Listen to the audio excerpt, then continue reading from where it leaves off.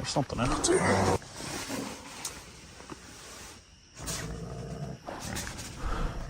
Oh shit.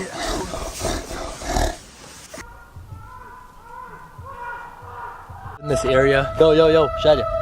What is that?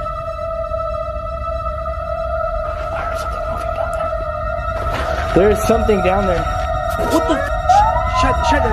Get the out of here. Get out of here. Go, keep going, baby. Come on, go. Oh, shit!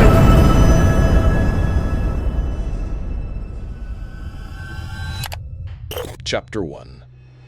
A savage bear attack. Sometimes, in just a matter of seconds, a simple camping and fishing trip can turn into a full-blown nightmare you'll never forget. And that's exactly what happened to Joseph. Joseph, a guy from West Virginia, runs a YouTube channel called 5050 Fishing, where he uploads his camping and fishing adventures.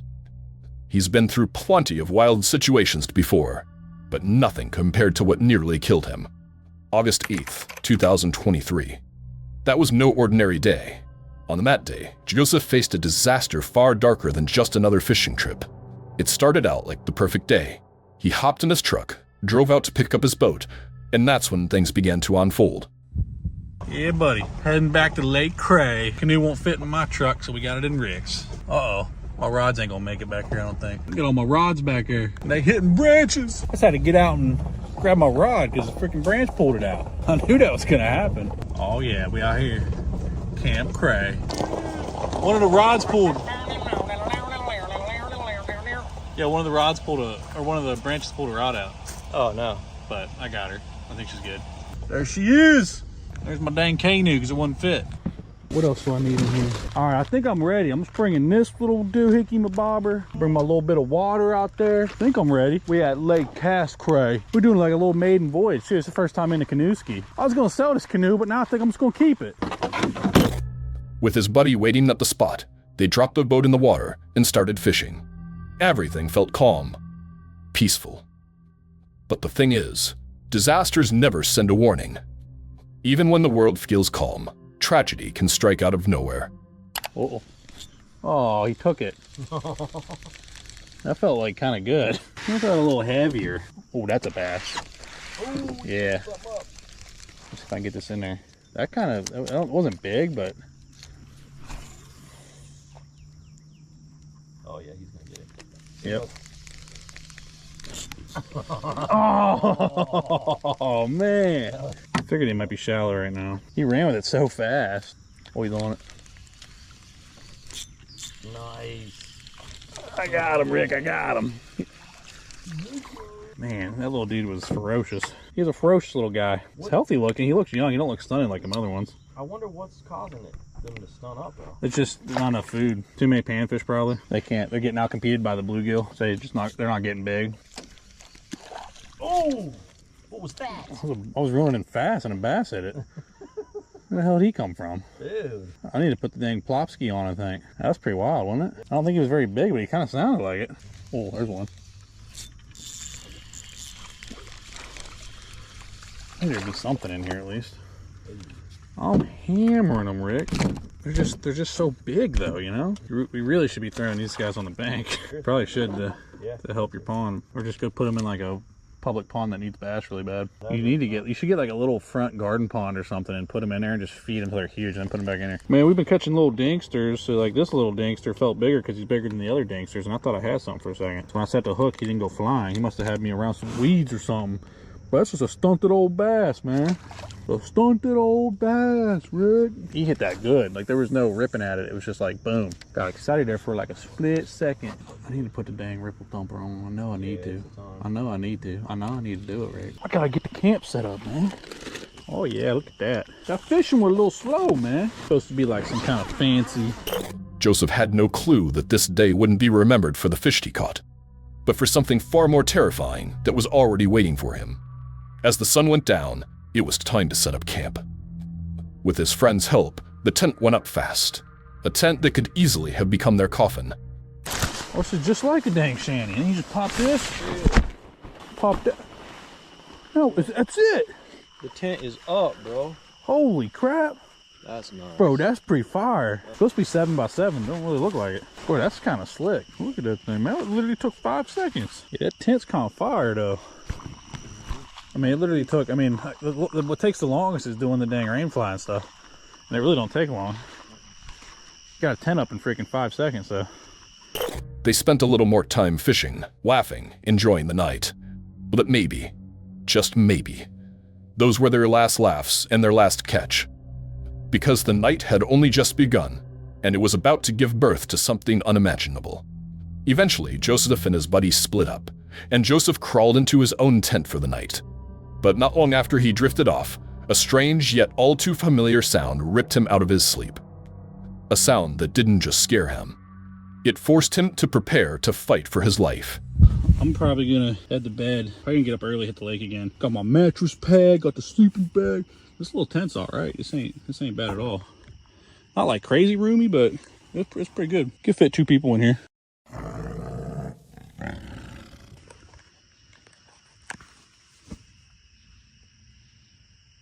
I just woke up. I heard something like a weird noise. What the hell is it?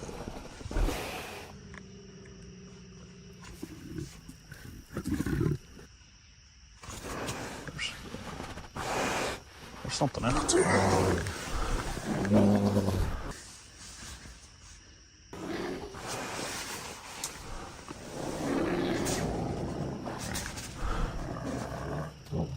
There's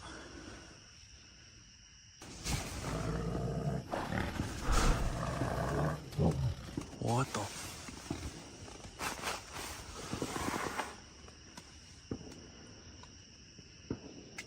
Yeah, that sounds like a bear, like for real. Oh shit. I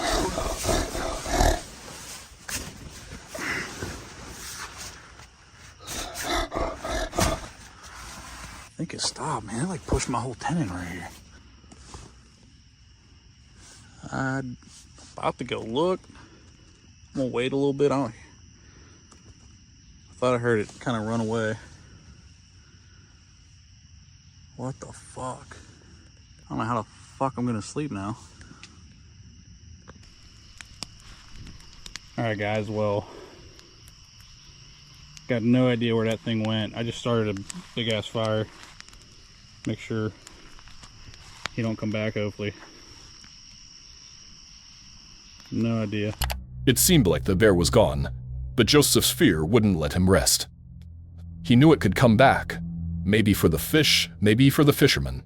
Either way, he couldn't risk it. Using what little luck he had, he decided to spend the rest of the night in his truck.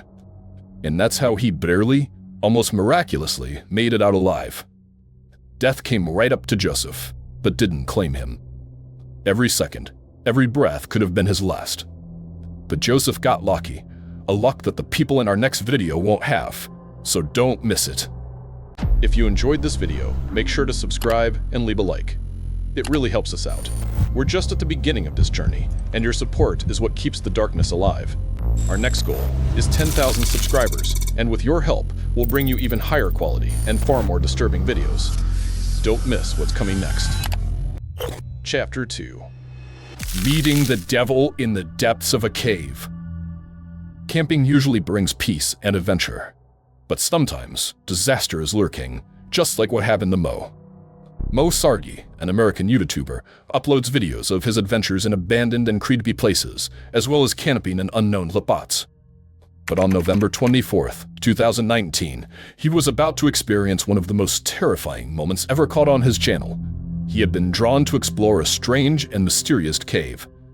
What's up, Sergeants? Welcome back to another video. Today I'm in the middle of the desert, about to go to the Skinwalker Cave. It's a super haunted cave. I'll give you guys more information about this as I find it. I actually have to search for this place somewhere here in the desert. No clue where it is. I'm probably gonna take my drone up in the air.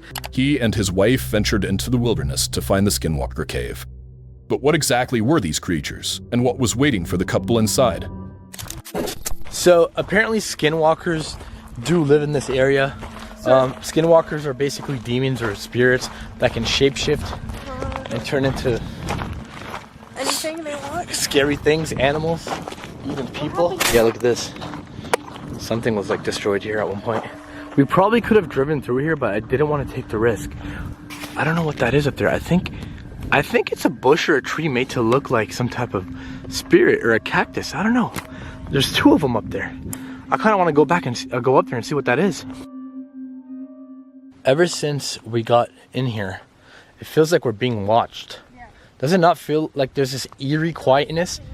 It's super quiet because we're between these deafening mountains, but it also feels like something is watching us. I thought I seen what looked like an opening to a cave or a mine up there, so I'm gonna go up there, check it out, I'll let you know, okay? Oh, that's it. There's the entrance. After a long search, they finally found the cave entrance, and everything was set for their adventure to satisfy their curiosity. All right, you guys, first one into the cave, trying to make sure it's safe for my wife. Whoa. All right, come on in, babe. Holy moly, this is freaking scary. Whoa. There were countless paths inside, and Mo and his wife had no idea where each one led. One wrong turn could trap them in a nightmare they might never escape. Every wrong choice could even lead to death, and there was no one around to help. They only had each other, talking and navigating through the darkness. They were chatting as they went deeper, until something shocking caught their attention. It was so mesmerizing that they completely forgot what they were talking about. Their eyes locked on that mysterious object. Oh, wow. There's just more holes and more tunnels. What? Oh my god. Oh my god. What the hell? Mo? What This is this is not real right now. Here, hold it. No, this is real, Shadia. This just got real. Stay back. Oh, what the hell's touching my head? Oh. Something just touched my Are head. you for real? Yeah. Guys, we just made it into this creepy room over here full of dolls. These could be haunted dolls. They could have some What's sort of... that up there? I don't know. Someone's left money on the dolls. Oh my god. Holy shit, this is scary. We just found all these dolls deep underground in the tunnel. Shadia? What were those dolls doing there? Had some curious people just left them behind? Or was their owner wandering somewhere deep inside the cave? To find out, the couple had no choice but to explore the cave's tunnels. But every crevice brought a new challenge. We decided we're gonna stay. What happens, happens. Smash our like button. Follow Shadi on Instagram. Follow me on Instagram as well. Get yourself some Live a Little merch. We're living a little right now. I wonder if we can find some more weird dolls in here. There's more tunnels. Yeah, this way. We've never been in here. And there's some that go up that way. It's just very easy to get lost in here. Hopefully there's plenty of oxygen in here for us to breathe. Oh. What? Are you okay? Something's grabbing my back. Grab the camera. Grab the camera. Stop. Mo. Something just grabbed my back. Something just grabbed my back. Are you stop grabbing me. Mo? There's nothing on me. There's literally nothing on me. There's nothing on my back. No, I don't see anything. What the f just grabbed my back? They didn't give up and continued their journey until they found a suspicious rope. And we discovered this red rope that goes through here. I'm guessing this is that cavern. The big one that I seen. Shadi, that cavern right there. I'm guessing that's where we seen that big deep cavern. There's like a stick. Yeah, there's stuff in there. Look. I don't know. People could have died in this mine. I'm almost 100% guaranteed that someone died in here. Oh my god. They followed the rope deeper and deeper, and it seemed like it would never end. Hello?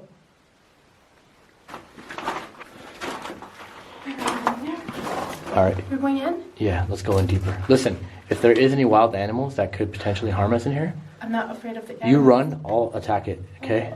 Save yourself. We're going deeper now. This is no joke, everybody. This is getting really, really real right now. Really serious. Oh my god. The cave tunnels kept getting bigger and darker, stretching endlessly. Mo didn't want to risk his wife's safety any further, so he'd considered turning back. But just before making the decision, something sudden and terrifying shook them to their core. I think this just keeps going down for miles and miles. If I had like CJ with me, I would keep going. But with my wife, I fear for her safety. What was that noise? Oh, my ears! Oh, what the f? Shut it! Get the f! Get out of here! Get out of here! Come on! Get out of here! Get out of here! Go! Oh my God, my ears! What the f was that? What was that? Go! Upwards! Come on! What the f? Keep going! I know. I'm sorry. Keep going. My ears are hurting too. There is some strange sound. Oh my God. Emanating from the bottom of this place. It hurts the f.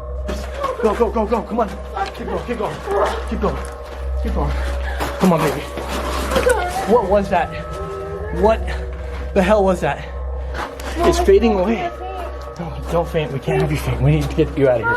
You need oxygen. I want to know what that noise was. My ears are ringing. Shadi, what do you feel? What do you feel? Go, keep going, baby. Come on, go. Come on, keep going. The climb back up has been hard. There is something down there, and something made this very, very bizarre, high-pitched noise that I cannot explain. I don't know if the camera caught it. Keep going, Shadi, come on. Holy fuck. With all their might, without looking back, they ran from the mysterious and frightening sounds, scrambling however they could to get out of the cave. Scary shit down there. Are you okay? You don't want to go back in there? You don't want to sleep here the night? Let's do the spirit box though. Can you do me a favor? Is there anything on my back? What do you mean? Like when I got touched down there? Oh my God. What? No. No. What the hell is that? Just hurt me. No. What is that? There's like 3 red marks. 3 red marks? Yeah. For a few minutes, Mo tried to communicate with the creature inside using a special device. He came to believe that something evil truly lived there. The strangest part?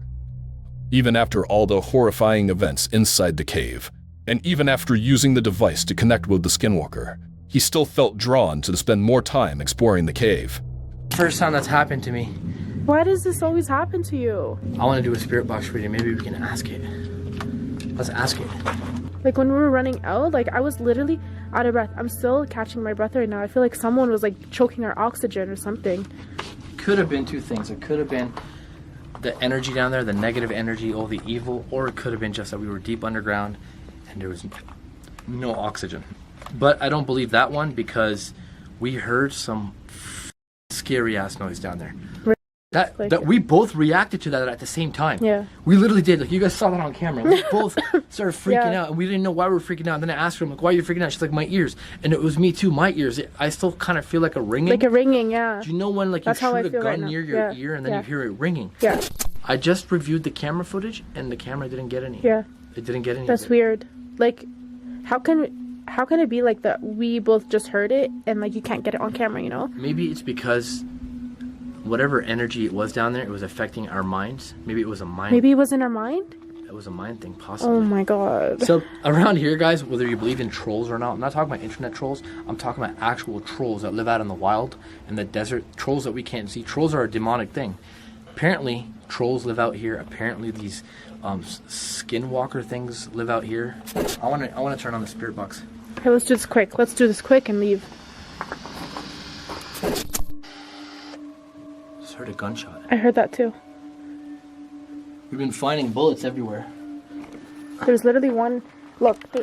Look, I got one here in my hand. There's 2 more over there. My hand is shaking. Yeah. My heart is pounding. It's very weird. I feel weird. I feel weak. I feel weak too. Did you drain our energy? Are you or are you not a skinwalker? Skinwalker. Very faint. True. That was true. True, yeah. How many of you are there? I just gotta get out. As I'm walking into the cave, Oh my God. I gotta get out. I don't plan on leaving here. I plan on sleeping here. Do you give me permission to sleep in your cave? I feel weird. I feel very weird. Maybe back away from the cave. Are you a demon? Yes. Oh my fucking god. Oh my fucking god. I asked it if it was a demon, and says as yes. clear as day, we heard a yes. Oh my god, I got goosebumps. I've literally got goosebumps, babe. Holy shit. We gotta get out of here. I'm so like. I want to live here. You want to live here? Yes, even though I've been scratched, even though we had that high frequency, low pitch wave, I don't know what the call it. I'm sorry about all the swearing. I will be bleeping it all out. This is just too exciting. This is too thrilling. I need to do a lights out challenge in here. Jesus. Like go into complete darkness, only night vision. You're crazy. I want to go in so badly. But in the end, with his wife's insistence, Mo finally left. The lucky couple emerged from the cave, unharmed, from a place where it didn't seem anyone could survive, ending their terrifying adventure. Camping in a van usually brings peace and adventure, but sometimes disaster is just around the corner. A night where the silence is broken by an unknown sound can turn an ordinary evening into a terrifying nightmare. After seeing what happened to the Sean, you might never want to camp again. Chapter 3. The Sound of Death. Sean, a UK YouTuber who runs the channel Love Sundays, shares videos of his adventures, mostly camping, either on foot or van camping. But on September 11th, 2022, Sean planned a secret van camping video in Cornwall, not knowing that around midnight, something terrifying was about to happen, something that would rob him of sleep forever, and where every second could have been his last. It was a warm, sunny day, and everything was ready for a perfect camping trip. He packed up his gear, loaded everything into his van, and started heading to his destination. Upon arrival, he carefully parked the van in a spot where he thought nothing could go wrong, planning to spend the night inside. But this was his first mistake. I'm trying to work out what this sign means. So it says, parking for cars, midnight to 9 AM, 1st of May to the 30th of September. This isn't a camper van, but it is a van. If I'm going to stay here, I'm going to have to be really, really quiet about it. There's another white van, exactly the same as this one, just parked further down the road. And if that can stay here tonight, then I'm pretty sure that I can, but I need to not make it obvious that I'm going to be staying in the van. So I'm going to pull the blinds across now, and then probably just get in the back and just stay back there. This will be the last bit of daylight I'll see today.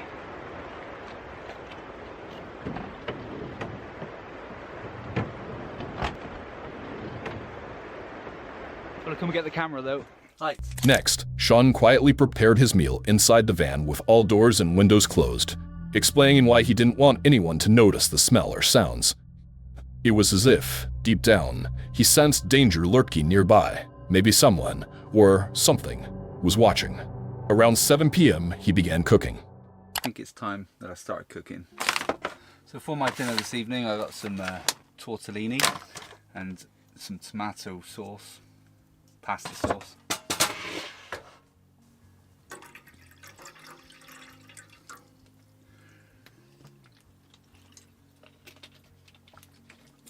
Stay hydrated.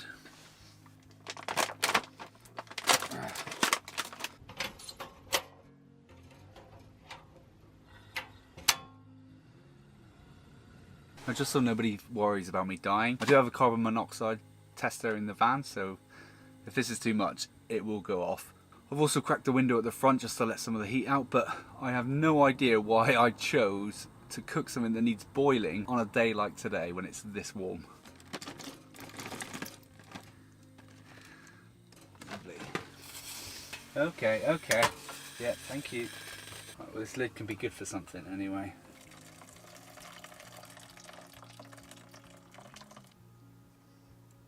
That'll do. Lovely.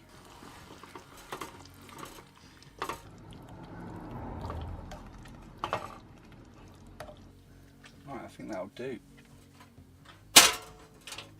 Cool. And there it is. After finishing his meal, feeling hot and stuffy from all the steam, Sean decided to step outside to enjoy his dinner.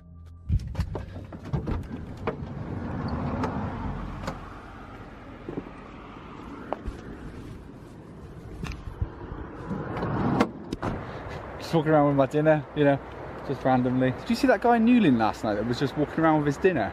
Yeah, yeah. Settling in a beautiful spot by the sea, he ate while soaking in the view.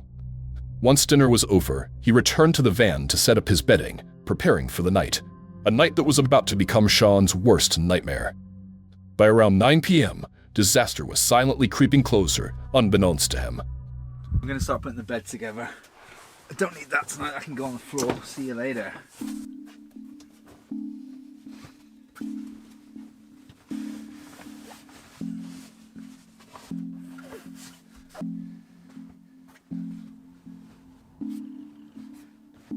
It's 9 o'clock, so I'm probably just gonna start getting ready for bed, watch a movie. Once he made sure the van was hidden in the darkness, Sean turned on the interior lights, walked us through his pre-bedtime routine, then finally switched off the lights and closed his eyes. Okay, so this is my bedtime routine when I'm in the van. 1, lock the doors. 2, keep my keys ready just in case I need to get up in the night and just go. So they're going to be left just over here. Make sure I've got some sweets for watching a movie. And then just get into bed, get cozy, turn the lights off, and go to sleep. Good night. But he had no idea that peaceful sleep was not in the cards. Around 2 a.m., the sinister events began, growing stranger and scarier with every passing moment. A knocking sound echoed at the door, jolting Sean awake, filled with fear and anxiety. He found himself in a completely bizarre situation. I just heard something outside.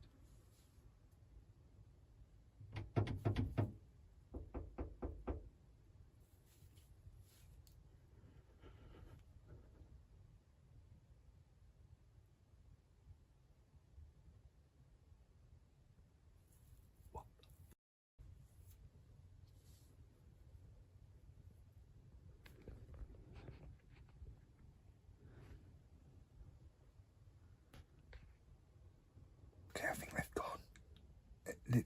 They literally tried to get in the van. It wasn't just a knocking, they were trying the handle. Let me check outside. Sean shares his feelings about the ordeal and talks about what he planned to do next. My heart was pounding then. I mean, they were either trying to move me on or trying to break into the van. Either way, not pleasant. I think that if I'd heard them coming in more, I've got a metal pole here. I could have just got out and not done anything. I'm not moving. I'm probably not going to sleep now though. To this day, Sean will never know exactly who or what was waiting outside his van.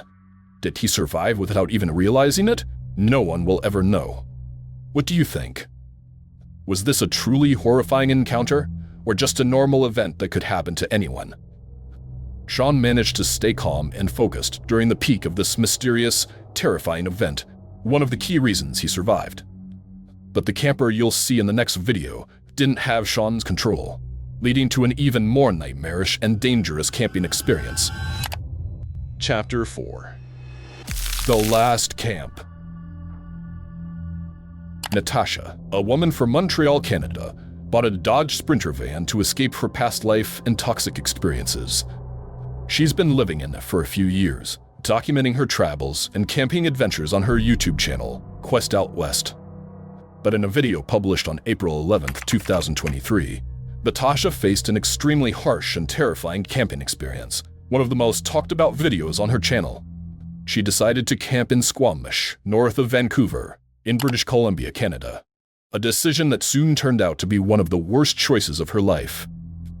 Like any normal camping trip, the first step was gathering supplies and groceries for cooking before heading to her destination. She went into a store and picked up everything she thought she'd need. After shopping, Natasha got into her van and started driving. Nervous about her malfunctioning GPS, she eventually approached her destination and felt a little relief seeing other people around, thinking she was on the right track. But it didn't take long for her to realize she was completely mistaken, and everything began to go terribly wrong. I'm starting to get a little nervous because we seem to be driving out a lot further than I anticipated. I'm following my GPS that's guiding me to a place that I saw on iOverlander.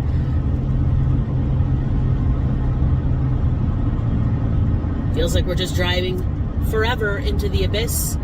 And yep, I'm a little nervous. We just turned off the highway. This is where we are, and there are people here, so I know that I won't die. That's good. I'm still a little nervous though. This is a really, oh my God. Oh, that's beautiful. Look at that. Along the way, she saw a few other cars and realized she was getting closer to her destination. But then she reached a fork in the road and didn't know which way to go. After a few seconds of hesitation, she decided to follow another car and take a route that was technically marked as inactive. Soon, she changed her mind and turned back to try the other path.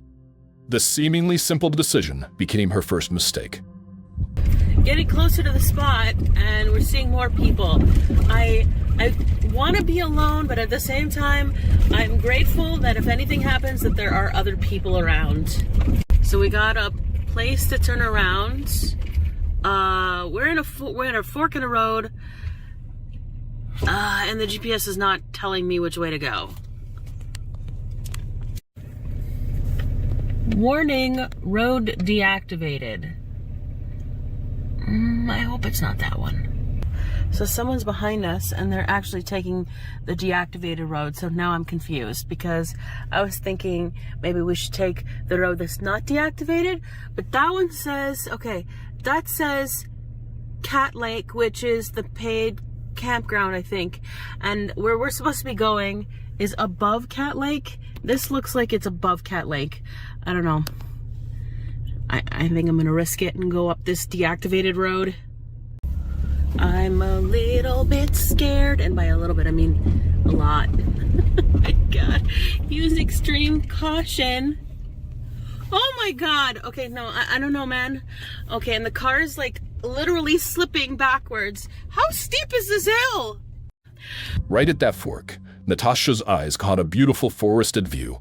Deciding not to stress over the GPS any further, she chose that spot to stop and camp. She was still unsure if it was the right choice and worried she might be in danger. Her mind imagined all the worst-case scenarios, and the fear she felt was very real. This out. That is stunning. But at the same time, I'm concerned that in the middle of the night that we're going to accidentally roll down the hill or something. Or maybe even just get hit by somebody else coming down this road. And I'm scared to go further in because I don't know if this car can handle these roads. And it's not like I can call for a tow. After some exploring, she found a fire pit, a sign that others had camped there before, but now it was empty. She parked her van a short distance away and began setting up her camping gear, unable to drive the van all the way to the fire pit since it wasn't an off-road vehicle. It is a camping spot. I'm not taking the van down that road. And I don't really want to stay at a fire here away from the cats. So I think we're just gonna go back to the van and take out the camp stove. But what I am gonna do is go pee. I'm trying to figure out where I'm going to set the camp stove up, and the best I'm thinking about now is putting them on top of the cat carriers. Clever or completely idiotic? What do you think?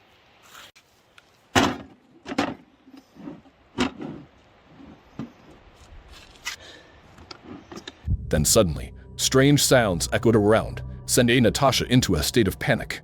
Were they just birds? Or was someone or something lurking nearby with harmful intentions?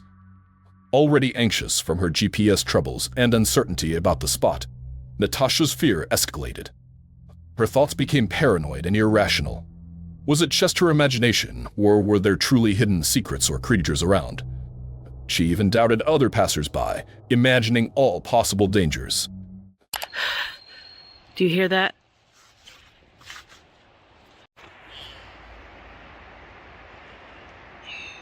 Do you hear that? Is that supposed to be a bird? Because it sounds like the predator.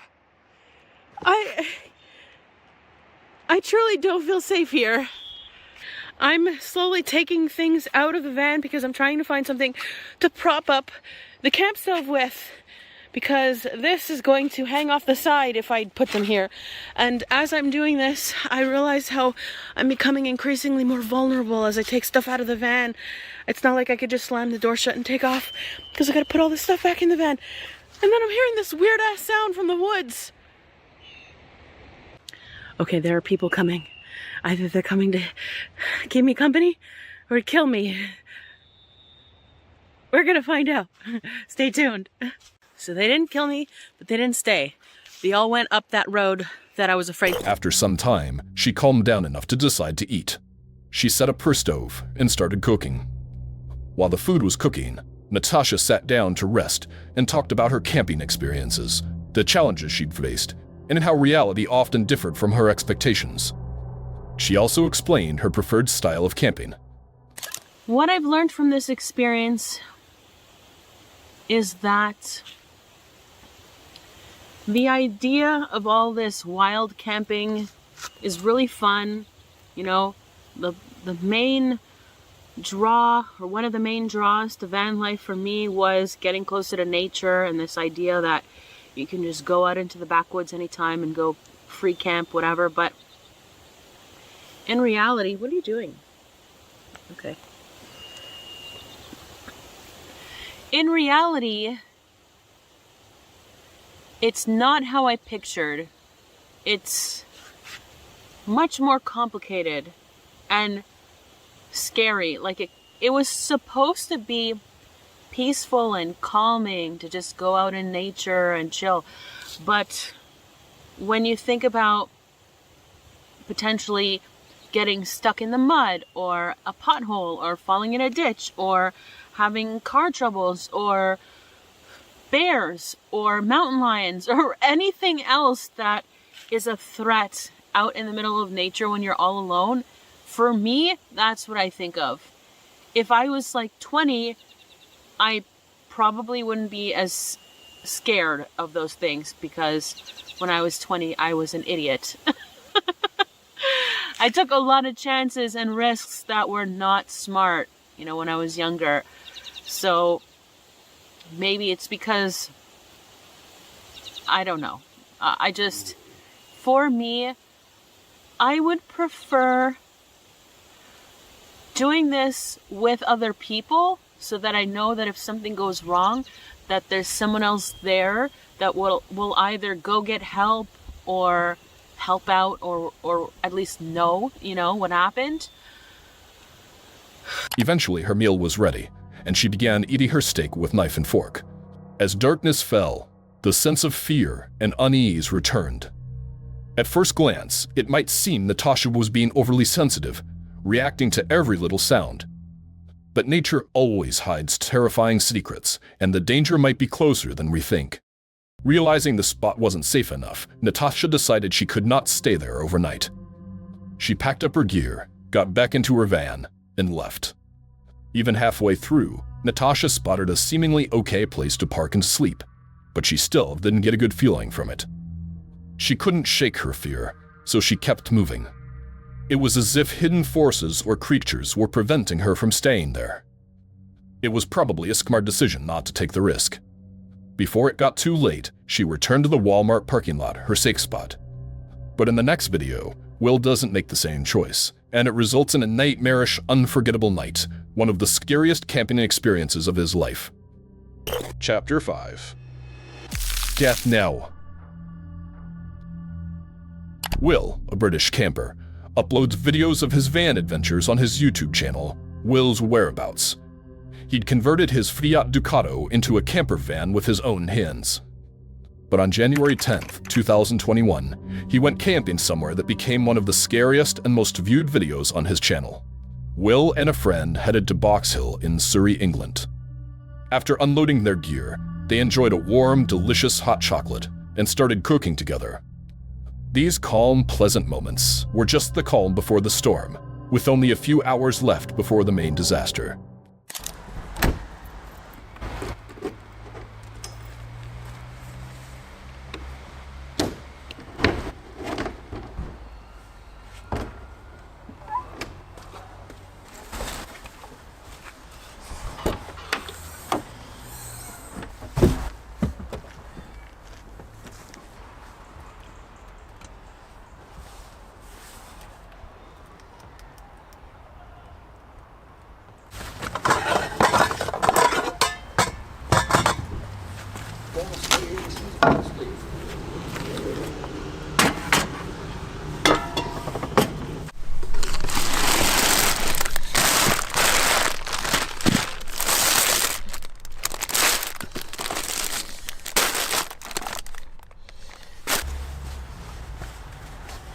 Oh!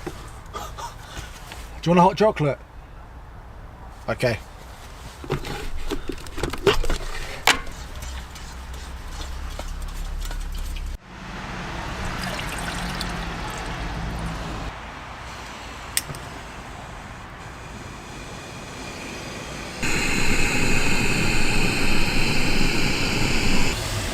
Oh, we're boiling, baby.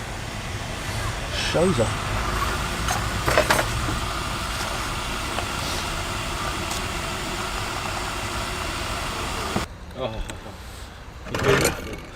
Beautiful. Is that enough for two? Oh, look at that. Oh, yes. They were joking, laughing, cooking, and having a great time, but darkness fell fast, and this beautiful night was about to turn into something terrifying. After dinner and cleaning up, Will separated from his friend and drove alone to his chosen stealth camping spot. Upon arrival, he parked the van and began talking about the night's plans and the latest upgrades to his gear. I think this will do for tonight's stealth camping. Freezing cold! There are some absolute plums doing donuts in the car park. Let me see if I can show you.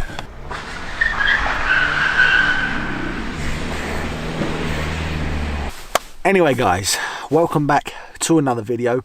Earlier, as you saw, I cooked and had some delicious fajitas with a friend of mine. We went for a walk and then we were starving hungry, so I ended up having a nice early dinner. Used my outside cooking platform, which a lot of you guys probably haven't seen because, to be honest, I haven't used it a lot because the weather just hasn't been nice for it. I have a few upgrades and things to show you guys, which I know some of you will definitely be interested in. I now have a carbon monoxide alarm, believe it or not, right here in the corner. So now, from now on, I won't kill myself or poison myself. Will was fully familiar with the campsite, aware of the setup, other vehicles, temperature, and his equipment, but none of that could have prepared him for what was coming. Tonight's stealth camp sounds like I'm at a bloody drag race. Anyway, as I was saying, I am in a very familiar place. I actually used to live in this area with my parents a good few years ago now, and I used to work at a restaurant just round the corner, which is where I had my first ever job when I was about, how old? 16, 17 years old. Now, what's this plonker doing? I'm in the beautiful countryside of Box Hill, which is in the Surrey Hills in the south of the UK. Tonight I'm actually going to be sleeping in the National Trust car park, right at the top next to Box Hill Viewpoint. I would highly recommend this place, not only just to sleep in for the night, well, I haven't actually stayed here yet, so watch the rest of the video to see how I get on, but in terms of walking your dogs or just going for a walk and getting out into nature and the countryside, this is a great place to come. Tonight's setup, as it always is, always the same from now on. I may do a few upgrades, but I'm not fully decided yet. As you saw, got the carbon monoxide alarm, and you won't be able to see, or maybe you can see, I also now have some window deflectors on each of the 4 windows, which means I can crack the windows 1 to 2 inches, which will stop any rain coming in and will at least get some oxygen flowing inside of here so that it's a bit more well ventilated. I'll quickly show you what it looks like from the outside. I'm literally parked as far back into the forest as I can. So tonight's stealth camp is here, and then we have the forest of Box Hill just here. And as I said, I think you are actually meant to pay for parking. I'm in the Box Hill main car park for anybody interested. I will of course show you guys exactly where I'm camping in the morning when it brightens up. There's no doubt that tonight is going to get cold. And I'm talking cold for somebody that doesn't have a heating system in this car. Right now it doesn't feel too bad because it's about 10:30, but obviously as we get later into the night and into the early mornings, the temperature really does start to drop. He closed the doors, lay down on the bed he had prepared, and shared his feelings about camping there that night. Because I don't want anyone thinking that I'm here for a good time, when all I really want to do is just go to sleep. The only door that isn't locked is the boot, because I can't lock it. What I will do before I go to sleep is crack the windows open just to get a bit of airflow and ventilation going on. And now with my window deflectors, no rain is going to cause me an issue. I always push this front chair forward slightly just because then it gives me a little bit more extra space to sleep. Oh, lovely stuff. Tonight's setup, I have to say, feels very comfortable. I don't know why, it just feels different. Maybe it's because I know the area and I feel pretty safe here, even though there are a few hooligans about in there. It was a freezing cold night, the coldest he'd ever experienced in a van. He was hoping to get a proper heater for future trips, but little did he know, the cold would be the least of his worries. I'm looking into ordering, it's called a Camper Dometic Hottie Heater. I believe I don't have phone signal right now, so I can't show you exactly what it's called. But I think I'm going to order one. It costs around £25, and then I'll try it out and let you know how I get on, because that'll be a good way just to get some heat in here in the mornings and in the evenings when it really does. Without a heater yet, Will had to make the night tolerable with his stove. He turned it on, read a book for a while, then turned off the light and tried to sleep. A sleep that wouldn't last long.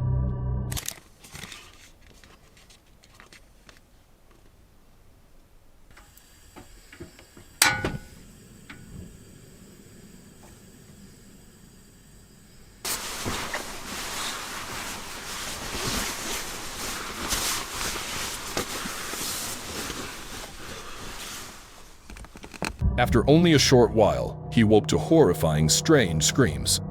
It was impossible to tell where they came from. Were they the cries of a victim in a satanic ritual?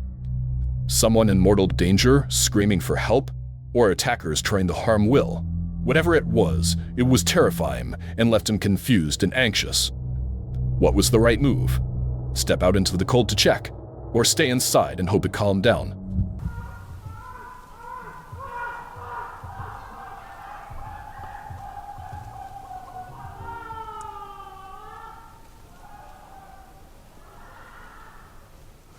I don't think I'm going to be getting much sleep tonight. And some people screaming. Wish me luck, everybody. Around 7:30 a.m., Will finally woke up, seemingly after managing to get some sleep despite the chaos. He stepped outside to watch the sunrise, and eventually left the site. What do you think those sounds were? Even though Will left safely, the question lingered in his mind. Where did those sounds come from, and what were they? In this video, we heard an unidentifiable, possibly dangerous sound.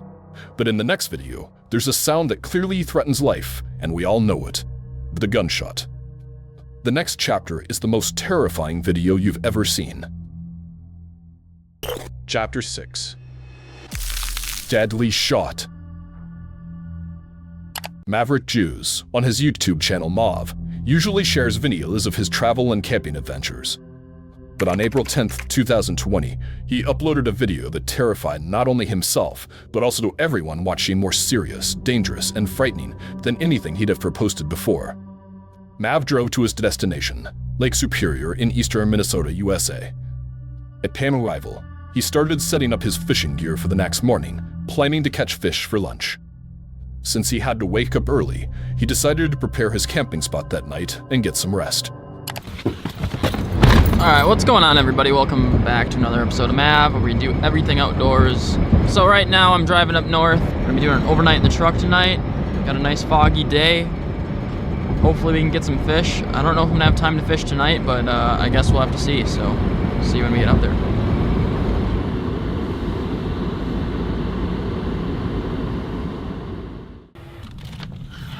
Alright, so I just got all rigged up for tomorrow for fishing. I'm going to be targeting some salmon, so I'm going to be using some big casting spoons, but right now I'm up in Two Harbors, Minnesota, right on the coast of Lake Superior. Going to be going after some coho salmon in the morning and possibly some loopers. So if I catch some fish tomorrow, I'm going to be doing a catch and cook, but for tonight I got to get my bed set up and I got to jump in the back of my truck and get some shut-eye, because we're going to go after these fish really early in the morning. So, yeah. After a while, he noticed a lot of cars passing nearby. Not wanting anyone or anything to disturb his camping, he decided to move to a different spot. This was just the beginning of the scary story. We're gonna find a different spot. Hopefully we can do it kind of inconspicuously. And I also don't really want to make it too far away.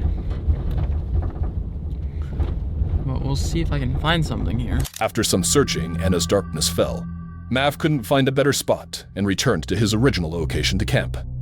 Had he known what was about to happen, he would never have returned. The kids left, so I think I'm just gonna stay at where I'm gonna fish tomorrow. So, gonna jump into the back of the truck. Got myself some sock sodas. Yes, sock sodas are back.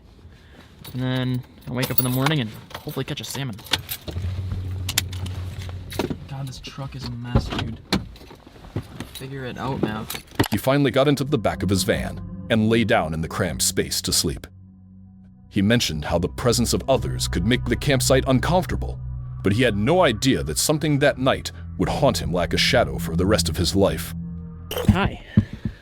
We're in. Not comfortable yet, but we're in.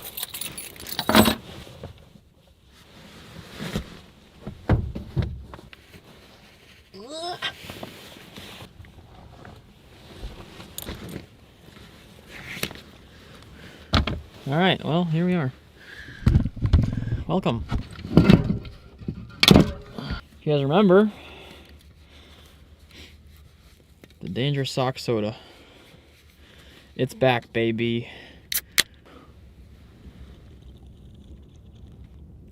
This is a local soda called a Cream Ale, made by Castle Danger. This is actually one of my all-time favorite soft drinks.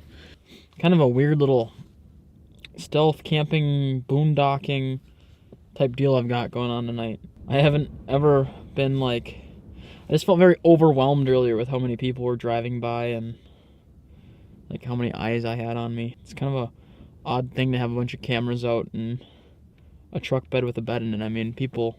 Shortly after, a truck suddenly arrived, presenting Mav with a new challenge.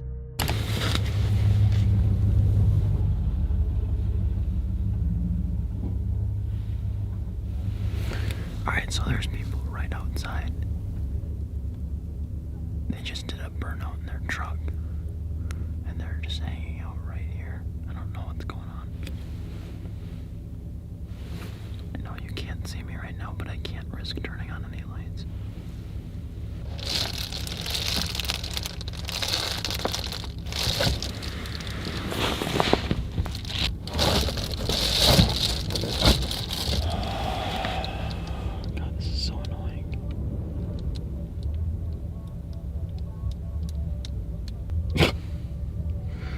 Alright, well, they just want to hang out and play music. That's fine.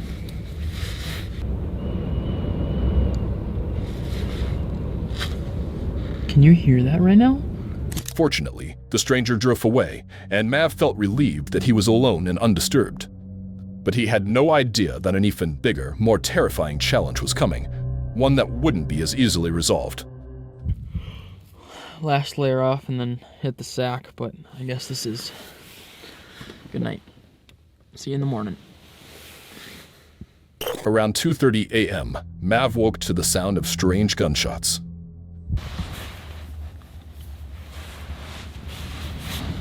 Alright, so my main camera has died. It's about 2:30 in the morning. And I tried to get a little clip of it before my camera died, but there was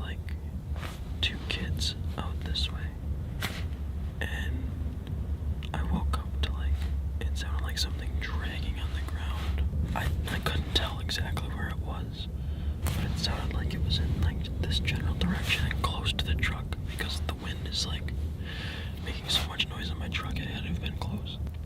This dragging goes on, and then all of a sudden there's a pop.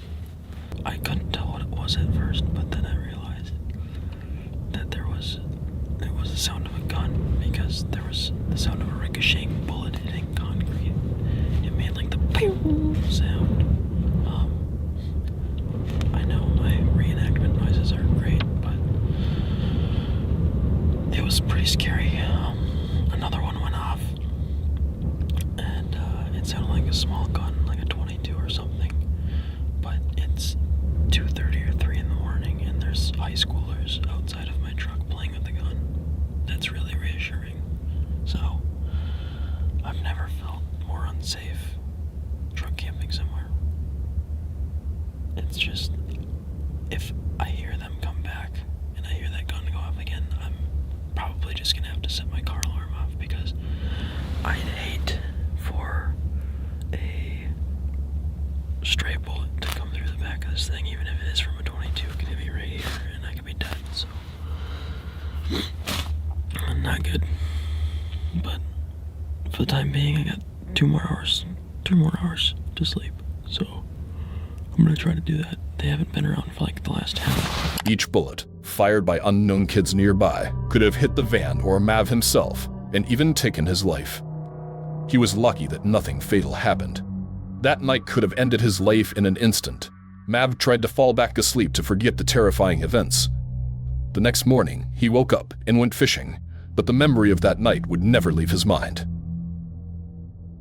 If you enjoyed this video, don't forget to subscribe for my latest adventures.